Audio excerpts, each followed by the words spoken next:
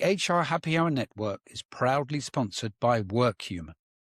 The workplace is changing fast, and the leaders who understand what's coming will have the advantage. WorkHuman's annual Trends webinar returns on January 29th with research-backed insights on the hottest trends shaping 2026. Discover how top organizations are navigating AI, psychological safety, performance, and equity to outperform their competition, plus exclusive findings from McKinsey's Women in the Workplace 2026 report. Featuring an expert panel from McKinsey and WorkHuman, you'll get the intelligence you need to lead with confidence this year. Join the Trends webinar live on January 29th at noon Eastern Time, or catch the replay on demand. Register for free at workhuman.com. That's WORKHUMAN.com. Welcome to the HR Means Business podcast, which is part of the HR Happy Hour Network. I'm your host, Mervyn Dinnen. In today's episode, I am joined by one of HR's most influential thinkers, Perry Timms, who I have had the pleasure of interviewing on this podcast once or twice before, and I've known for many years. He's a deep thinker about the future of HR and, more importantly, the future of business and the future of organizations. And he's written a series of essays about polymorphic organizations, which he sees very much as a future state for many of our businesses. Perry, welcome to the HR Means Business podcast. Would you like to introduce yourself? Thank you, Merv. Great to be back again. So thank you for that. Yeah, sure. Perry Timms. So people practitioner of 23 years standing, based right in the heart of England in Northamptonshire.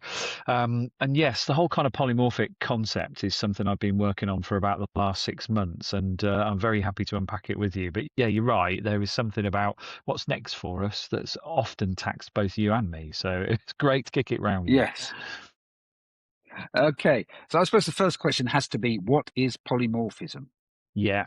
So and what is a polymorphic organization? Yeah. So polymorphism in itself is a term that comes from Greek language, and poly means many, and morphe means form. So it's many forms, and it happens in nature and biology where things can take on many forms. I suppose when we think about things like the chameleon and how that can change its shape and color configuration, and the octopus and all that kind of thing. So there are sort of nature things, but really where it comes from in the essence that I'm talking about is technology and a concept called object-oriented programming. In it, there are 7 elements to an object in a technology kind of platform. And polymorphism is that object will do different things depending on the data it receives. So it's almost like a multifunctional part of it. And in organizations, it is literally how the organization can kind of change its shape, its form, its flow, and even its logic, again, according to the data it receives, the demands it has, and the needs. So I guess we could call it sort of like a constant metamorphosizing change. And I think it came from my sense that change management as a program or a project, it feels like such a defunct thing these days when literally everything is changed. So I was trying to find a sort of metaphorical frame for it, and I stumbled across that and dived in and thought, well, this is it. So a polymorphic organization is one who has that agility, adaptability, and can make sense of itself in a much more flowing sense rather than programmatic convulsive change. And it's a platform. It's not a structure like I suppose an organizational structure that we're used to. Yeah, because I think we've seen lots of iterations of that, haven't we? Like matrix working and all that sort of thing. Yeah. And where my sense of it came from, Merv, was that I was looking at how organizations really are not running themselves as one organization now anyway. Whatever diversified portfolio of products they've got, they're always running a future and a legacy version at the same time. There is no kind of legacy, future built along the side, then it drops in and that becomes future version. We're kind of moving between those two modalities like all the time, whether it's a pioneering new product experiment, whether it's technology advancing and changing the way you do it. And of course, AI and automation is causing a lot of that.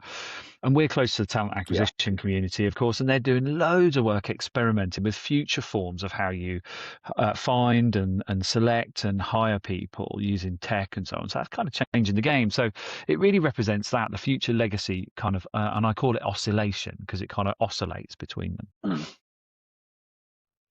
Yeah, I mean, listening to you talk there, it kind of brings home the fact that within most organizations and businesses, it's like we're almost still wedded to 19th and 20th century working models. Yeah, yeah, very much so. And Industrial it's kind age, of, all yeah, that. Yeah. yeah. And so it's kind of, I suppose, within the age we are now, time for not so much a different approach, but a whole different way of thinking about these things. Yeah, you're absolutely right. And I think the thinking thing is crucial because, we've seen lots of metaphors used for organizations. There's a guy called Gareth Morgan who's done lots of that in org design. And he kind of talks about it as, is it a machine organization or a political organization? Is it an organism? And there's even one he's got called a psychological prism, which I kind of love and loathe in equal measure. And the answer is it's all of them. So I think there's something about how we Yeah, try yeah. and tag it as a metaphor. But yeah, you're right. I think what is clear is that industrial, hierarchical, divisional linearity, that's not cutting it anymore. And that's why I think organizations are under extreme pressures because they're trying to apply that sort of 20th century logic into a 21st century world that just kind of goes, that's not going to cut it. So we're scrabbling around trying to find how to do it. And there's this kind of phrase I like, which is, well, we're all idiots, really, because like nobody's been here before. So we have to admit the idiocy. But part of the idiocy, I think, is then admitting you don't know it and trying new things out. Mm. And so now's the time. I've seen in one of your essays, obviously now's the time, you say, for new adaptive organisations Yeah, that shift shapes. So yeah, what's I suppose making that jump from a very yeah. structured model of working to Mm, something more adaptive? What are the mm. key, I suppose, beginnings, almost the early stages of Yeah, being able to first identify that and yeah, begin to put it into practice? yeah. When I've researched companies, Merv, I think there are some that are already a bit polymorphic, but they just kind of don't call it that because they haven't got the name for it. So I'll give you an example in pharma, actually. There are lots of pharmaceutical organizations who've recognized that things like cycles of R&D are quite long, but they're intense. And so what they've created is, instead of divisions that look at R&D, they've created a capability pool of people who can be deployed very flexibly, depending on the flow of work, the demand, the speed, and so on. So when you look at that, you kind of think, wow, they have created a space there where it's not formalized and rigid, but it's got some containment and it's got some sense of what it's there to do. And then it's very adaptive in how it deploys resource to do that. So I think there are examples out there. Unilever have tried various different experiments. So I see inside some organizations, they've got the pattern of some of this. What I'm saying is, why leave it at that? Why not make that much more the predominant force? And then people go, yeah, but doesn't it create instability? It's like, no, it doesn't actually, because if you want to keep your governance and legal really tight and formal and hierarchical, keep it that way. You and I both know that I've been very into abandoning hierarchy and self-managed organizations, and I've been kind of willing them into existence, and they haven't. And I thought, why is that? And it's like, it's too big a leap of faith, and actually perhaps it's too messy for the world that we're in. So I'm saying, well, respect both, honor both, and have different energies, but that can interlink and interconnect and support each other. So I sense it's a less frightening departure to think about the areas that you could flex more strongly into, and then just create that as almost like your norm, with respect for those things that still need to be formalized. So there is a sort of trajectory for it, and there's a sensible approach to it. But I think the key is know where you're already flexing and double down on that and see where else you could apply that successfully.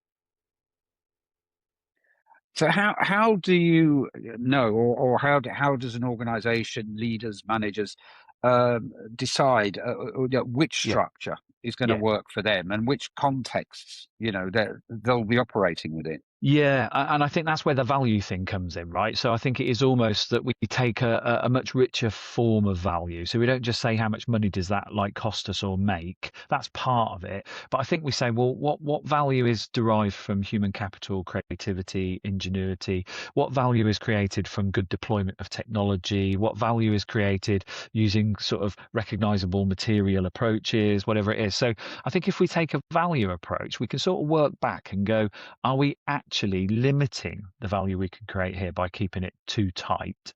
Or actually, if we go too loose, are we then endangering the nature of value that we could create there? But again, I don't think we ask those questions intimately enough about, like, lower level functions and different parts of an organization. So it's a good sense check really on, like, what's it there to do? I think a lot of organizations are really riddled with far too much bureaucracy. So one of the first things people could do is, where have we got like bloat or lag or unnecessary weight? How could that be a little bit more adaptive, but still honoring governance, let's say?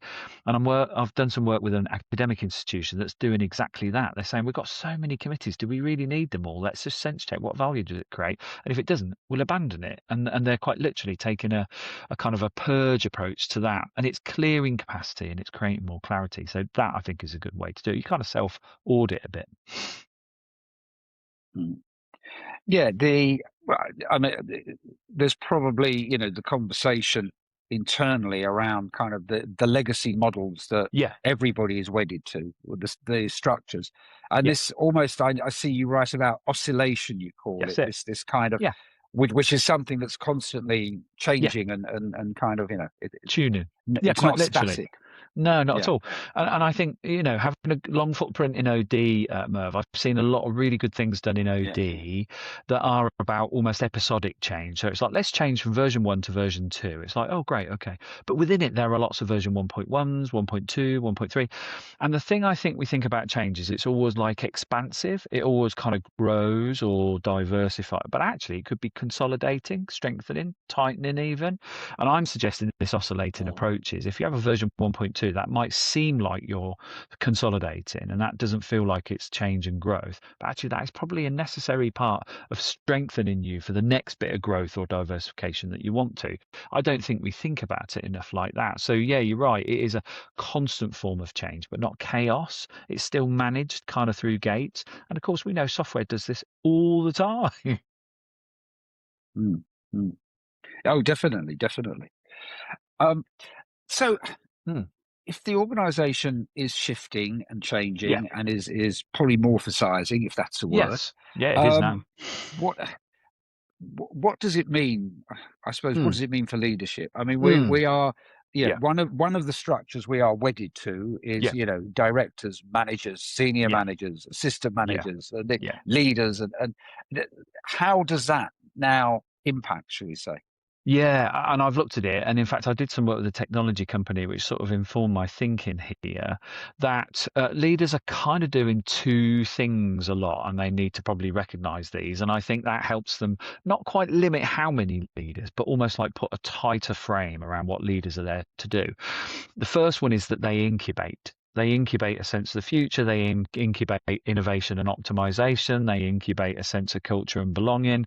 So they're not doing it all, but they're sort of acting like venture capital investors. They're sort of incubating ideas and potential and so on.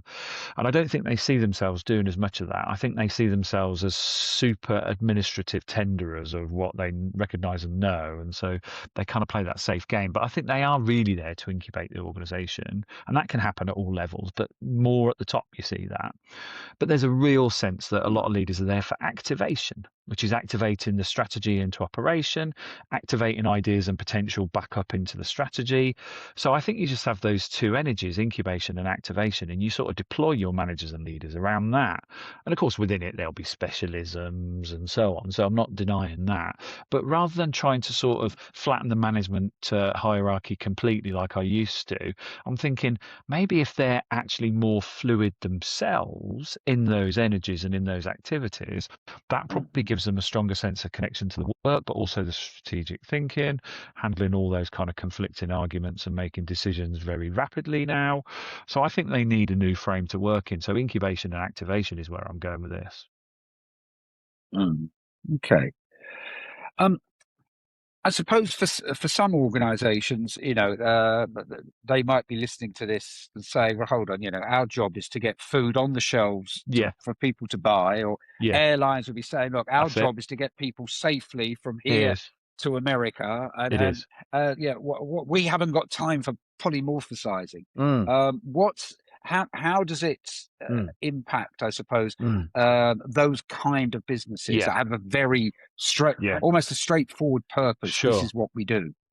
And that's such a good example, actually. Those ones who've got such a strong and very clear value proposition to the world. It's almost like, well, you don't need to be so adaptive to play into that, do you?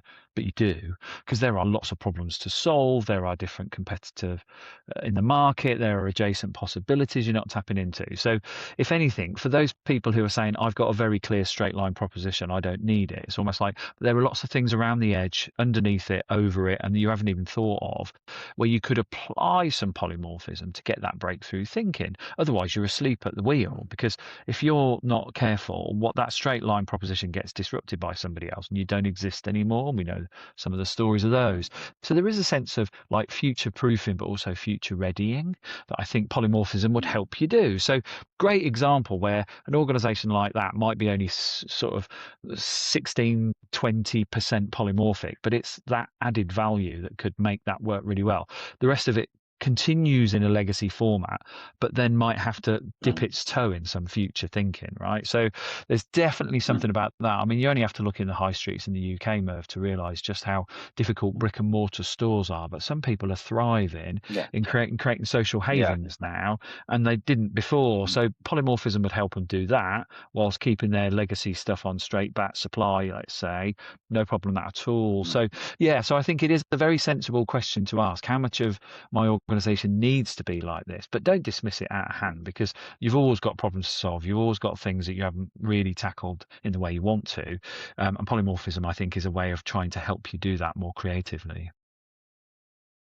And is this, thinking about what it means for leadership, is this now about thinking about the business and the value it creates in a completely different way? I think so. And I think what it certainly gives them a chance to do is unhook themselves from things like orthodox change and transformation, very predictable things like that, that just seem to really, really struggle to get the right kind of traction. But I think they're all feeling pressures on things like Gen Z expectations, which I know you spend lots of time looking at and thinking about. And they're all kind of scratching their heads going, how do I meet that? It's almost like, well, you don't meet it how you did it 20 years ago. That's for sure, you know. So there are things like that. There are problems and dilemmas and areas where I think they can start to think, I don't know what to do there. Because I don't know, maybe this is a chance for me to kind of incubate a little bit more polymorphism in trying to find solutions and value, as you said.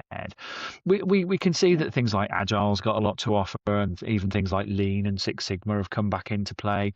And literally in the construct of polymorphic, I'm using stuff that's lying around, organizational effectiveness flywheels. They've been around for ages. People just don't use them, but they're a brilliant way of getting momentum and process integrity, and looking at all the almost nebulous things that affect straight line productivity. So I'm trying to give people a sense that actually not much of this is new. It's just kind of reconstituted for an era that we're in now. So I don't think I've really made up much at all in this. I've borrowed from other people.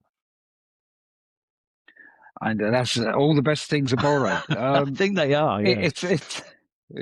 I suppose also for leadership, it's one of the things is we're again, leadership is accountable for the balance sheet, for the profitability, as well as obviously for their people, their well-being, for the services they provide, for the goods they provide. Yeah.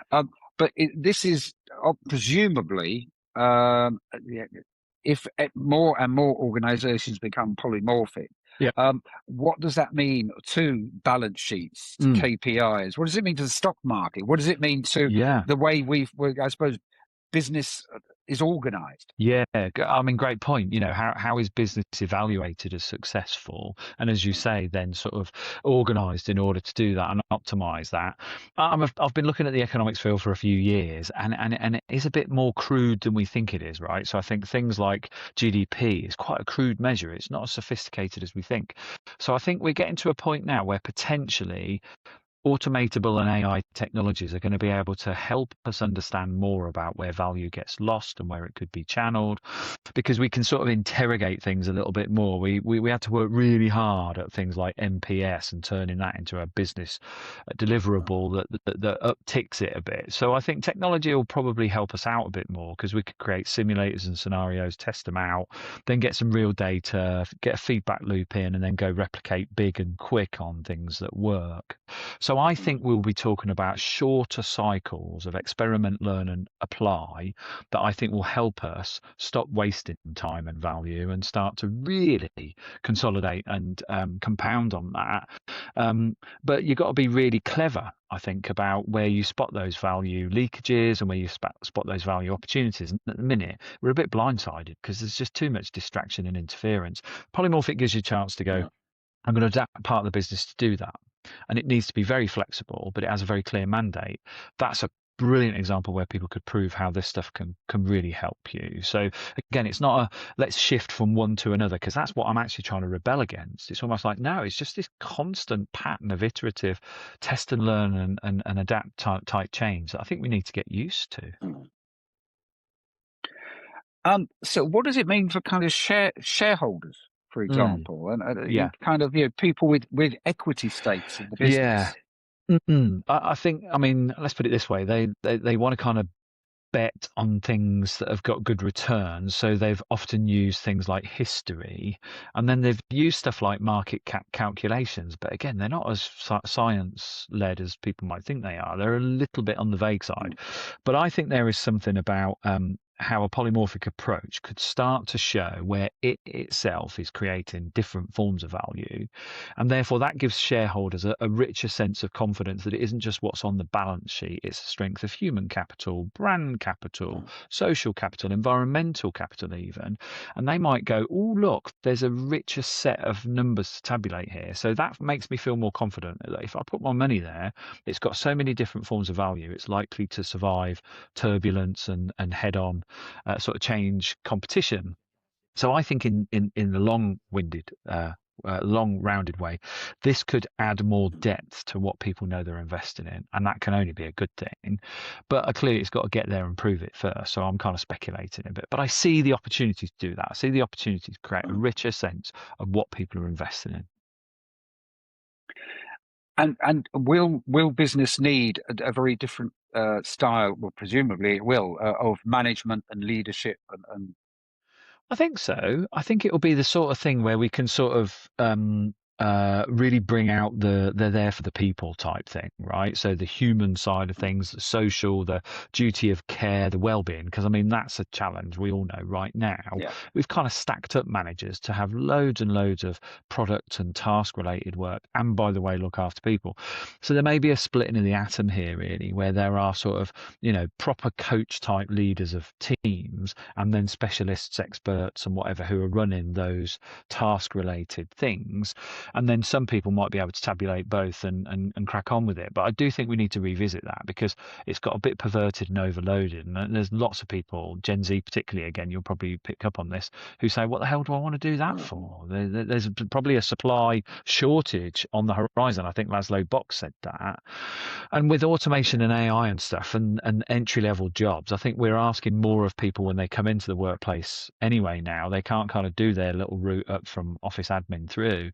So they're going to need more coaching and mentoring from people. So why not get more managers to do that? So I think we'll see a bit more rehumanizing of that as a result of it, which might bring it back into being that people want to do it. Because at the minute, it feels like it's a bit of a distressed purchase, shall we say. Okay. So what's the timeline? If there is a CEO listening to this podcast saying, we need to be a polymorphic organization, you'll probably say that CEO hasn't understood the conversation. But anyway, no, I'd like it actually, but I know what you mean. Yeah. What's the timeline? Well, I mean, what stages would an organization, say an SME who says, you know what, I like the sound of this. We can really stand out in our field by doing things a different way. What's the timeline? How long does it take? What's the first steps? Yeah, I mean, an SME is a great example, actually, because it should be small enough to be able to sort of look at all the moving parts and start thinking about it in a much more sort of adaptive way. But they're under pressure because they probably haven't got the capitalization or the resource. So there is a kind of countermeasure to it. I did a bit of estimation on this, and I kind of thought, if I'm an SME and I've got, sort of 150 people or 50 people or whatever it is, it isn't just as simple as saying, right, tomorrow we're going to be polymorphic. Again, you'd find out where you're already adaptive and strengthen the sort of capability in there. You want to take people on a journey. So I've kind of estimated about sort of 6 or 7, 8 or 9 quarters. You could sort of see how you could shift from very legacy to much more adaptive. And then, you could say at the end of that, wow, we're totally polymorphic because we don't need anything fixed. It's like, well, great. If it works, it works. There may still be, there's some fixed stuff here that looks a bit legacy-like. It's like, well, nobody's going to shoot you for that. But if it works, it works. If you're a bigger organization, I mean, you're talking probably about a 5-year cycle to get to be fully flexed. So again, you'd want to increment this. It's not an excuse to say, let's have a 5-year program and charge a fortune for administering it, because the more you do it, the more you learn, perhaps the quicker you get. So 5 years could be collapsed into 2.5 because you get better at it. But it will feel like a big uphill climb for a big organization because there's so many moving parts, which is why I say we'll find out where you're already adaptive, strengthen that, and see where that could be more deployed. And I think companies like Bayer are trying to do stuff like this, and they're already in like year 2 and a bit cycle, but it's proven its worth. So I'd say give yourself a nice 5-year runway if you're a business before you could feel like you're really on top of this. And an SME, probably about 6 or 7 quarters, and you should be all right. And what's the starting point? What would be your advice be to somebody listening to this? What's the first thing to do once you've made the decision, obviously? I think the sense that what people who work with you would need is probably the first thing to do. So I think you've got to try and look at the mental models and the needs of people, because we've got quite hooked on the job role divisional thing because it feels quite safe. And as we're talking, the Edelman Trust Barometers come out and again said, look, like work is the only thing that seems to make sense to people. So we don't want that to become something where people feel really traumatized by the potential disruption to it. So we're like, this is what it will mean for us. This is what it will mean for you. But we'll need you to help us be this way, because if you're all regimented job people and we've only got a certain degree of legacy, then actually you wouldn't have a role anyway. So I think people feel a bit insecure. So this is a way that you could say the only way to actually find yourself being secure is to decouple yourself a bit and be much more adaptive. So I think we'd do that. We'd talk to the people. We'd sort of say, this is the intent. We're going to experiment. We need you. You'll have a chance to shape it. So it feels like you've got skin in the game. Then I think start looking for those things where there's untapped value or leakage that you could immediately turn around and see where it goes. So if that is in your marketing, then go for your marketing. If that's in your production, go for your production. So I don't really see that it has a kind of lead edge, except somewhere where there's gains and pain to solve. And I think then deploy the techniques there and then see where else they could go. So it's the kind of thing you'd learn as you go and you'd build your confidence in it.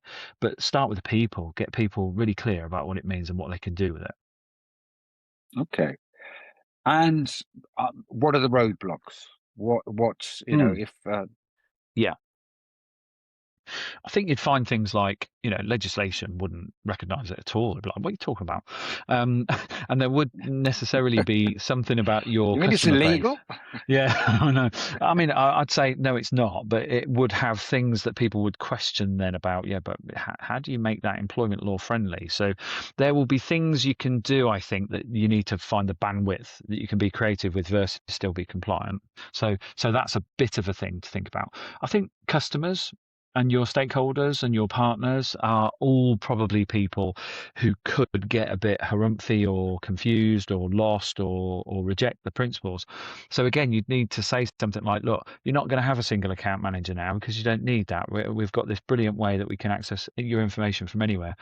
And so they're like, oh, okay, so I've got to get used to a different relationship. It's like, yeah, but what you can guarantee is we can get you a better service because of that. So we've got to make those promises. Otherwise, people will go, well, I'm not coming to you then because I like the way it is now. It's like, well, I'm not being funny, but we can't sustain that anymore. And actually, we recognise there's more value to give you if we do it in a different way. So you've got to be quite persuasive with those people who you service, I suppose. And then I think, there's no evidence to prove this is right. So there'll be academics who will go, well, there's no science. Or I'm trying to plug in science wherever I can. And actually, I'm finding quite a lot that validates a lot of this. So I think there'll be some persuasion from the people who think they've already got it sussed. But yeah, stakeholders certainly, and the legal side of things. Just make sure you're not treading all over them. Okay, Perry, it's been a fascinating conversation. Thank you, Merv. I'm sure it will pique the interest of I hope all so. listeners. Mm. Now, you've been writing a series of, I was about to say articles. It's not really. It's kind of, it's more than that. Chronicles, I'm calling them. Online, I think Yeah. okay, and I think on LinkedIn and stuff. So, if people are interested in Yep. exploring more, where's the Yep. best place to go and read? It would be Your on thinking and Substack, yeah. So if you go to yeah. pthr.substack.com, they're all there. You're right. I'm sort of serializing them and sharing them on LinkedIn as well. And I'm starting to keynote a little bit on some of this too, because people are getting interested in some of the elements to it. So I tend to take a topical way and then sort of play back into the polymorphic thing. But it's sparking people's attention. So you might see me on stage in certain conferences now talking about this. So you might catch it live as well. But thanks for prompting that, Merv. That's okay. That's okay. I look forward to seeing you on stage discussing it as well. Ah, thanks, man. Yeah, brilliant. Good stuff. Okay, Great. Perry, it's been a pleasure, Thank you, and Merv. Really enjoyed it. good luck with spreading the word. Thank you, man. And appreciate the time on this. Cheers.